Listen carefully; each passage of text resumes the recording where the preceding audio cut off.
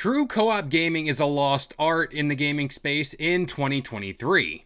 Yes, here and there are titles that do emerge from the ashes to truly stand out as a cornerstone in that genre, but this game stands in a league of its own. Join me as we dive into a post-apocalyptic world where the only survivors were Left 4 Dead. Up next.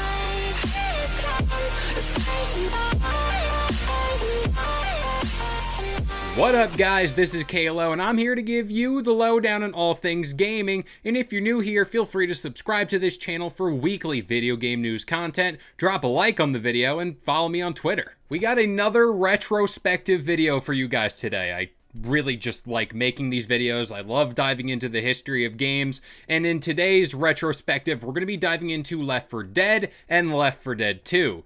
Both games truly stand out to me, and I just had to do a video on them. Zombies are often viewed as cannon fodder in most titles, with them just existing as mindless hordes. Titles like Dead Space, Dead Rising, and even Call of Duty with its wildly popular zombies mode admittedly do take massive steps forward in what gamers viewed as a zombie-based game. But none of these titles came close to what Valve and Turtle Rock Studios did when it came to the Left 4 Dead franchise.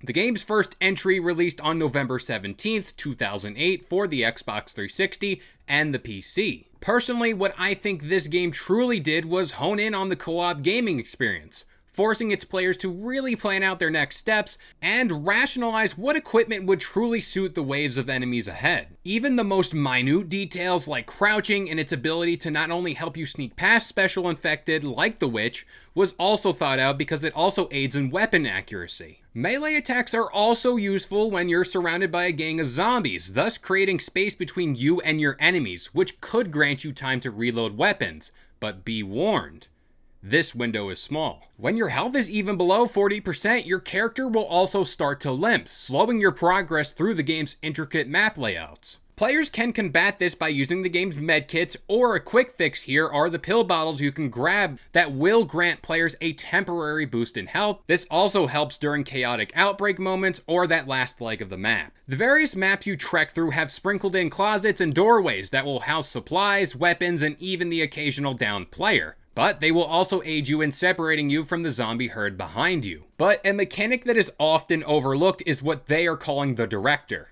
The director, for a lack of better term, level scales in real time. So for instance, if you think you're all big and tough because you breezed through the first portion of the map without even as much as a scratch on your face, you better get ready for a world of hurt that is coming your way. The game will purposefully spawn in more zombies and special infected to make things worse, and will really put those much needed teamwork skills to the ultimate test. Gas cans and propane tanks also make for useful assets, such as placing them down in various entry points to act as a failsafe trap when things get a little too hairy. Reviving your teammates is also a crucial aspect of the game since, well, that's basically the whole premise of the game, but be careful where you step, because if you stray too close to the edge, you might need to get picked up, which adds yet another layer of this complex survival mode. Now let's get to the real star, or should I say stars of the show, which are the special infected. Smokers have the ability to use their rather larger-than-life tongue to pull players away from the group and strangle them to death. I also want to add they don't need to be close up like the others mentioned on this list, which makes them even more deadly. Up next are the Hunters, which screams still echo in my head to this day.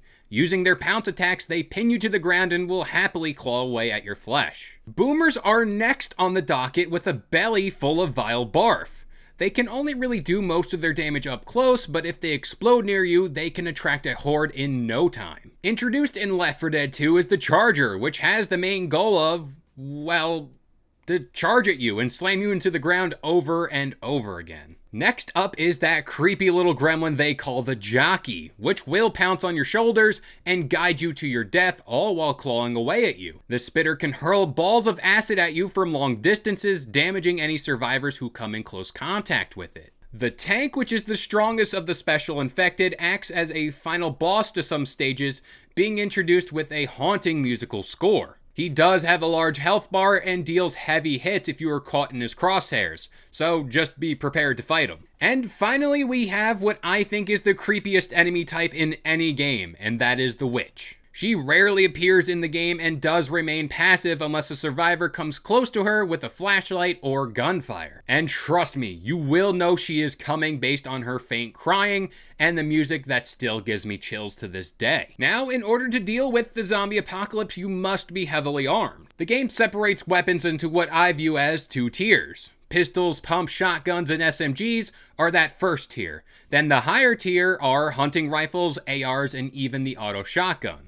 Throwables like pipe bombs, boomer vials, and even the Molotov cocktails also aid in big horde management during the panic events and even setting off car alarms. Also, a quick mode I want to touch on is the Versus mode, which lets you play as either the infected or stay as a survivor. Again, a thing I want to repeat here is the urgency of cooperation between players. Sure, as a special infected, you could rush in by yourself, but if you combo strike an unsuspecting group of survivors, you can really deal some damage or outright remove players off the board. And finally, PC gamers did yet again get a leg up on console players because they have full access to modded community content, which adds multiple campaigns you can play through. And of course, with any sort of modded content in any game, it comes with a healthy dose of, well, just look.